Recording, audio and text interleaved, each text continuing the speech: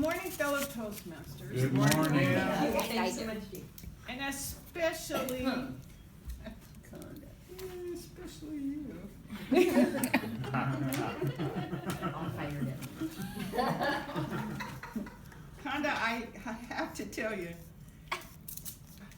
it takes courage to be able to stand up and be as passionate as you were about your stance and how you feel about it.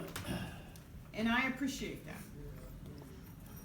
And I love the way you started because you set the scene for us. And I go back to Eisenhower. I can remember the Ike thing. And as a matter of fact, I probably was out campaigning for him, but, well, not, I wasn't that old, but close. And so, I understand, and I love the fact that you gave us some history along the way as you started out, which gives us your perspective as you start going forward with your politics. And the fact that you really love politics is great. There are some of us sitting here in your audience that really don't like politics. I don't like the dirty side of it. I don't like that part of it. That's the part that drives me crazy. And from my perspective, I've seen it get more and more and more corrupt along the way. And that's just unfortunate, but it's, for me personally, that's how I believe in it. Or believe it is. But let's talk about the criteria of the speech, which I think is more important. There is one thing I'm going to ask you to do. When you're speaking, you are hanging on to this, hanging on to the podium at some point, and I get that. This was very hard. This was a hard speech to get out there and say it passionately, but in a civil way, which I think you did.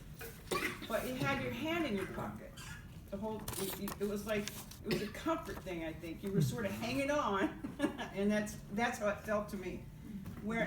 And when you're out there putting passion out, which you were with this speech, it's okay to get out front and blow it out there. And it's all right for us to all have differences of opinion. It's okay.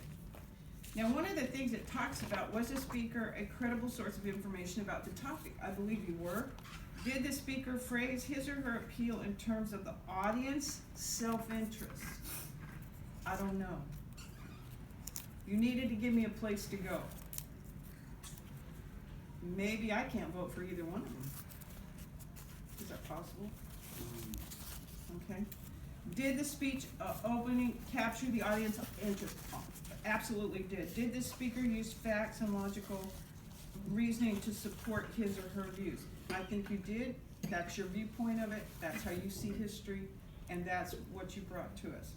Did the speaker probably use emotions to persuade the audience to support his or her views? You could tell you have a passion about not having anybody vote for Mr. Trump. I get it. That was there. All right. Did the speaker's body language and vocal variety contribute to the message? It did, but I think you weakened your position a little bit by what I just described on the side, okay? Were you persuaded to accept the speaker's views? Maybe, maybe not. We're not going to know until we all get in the voting booth.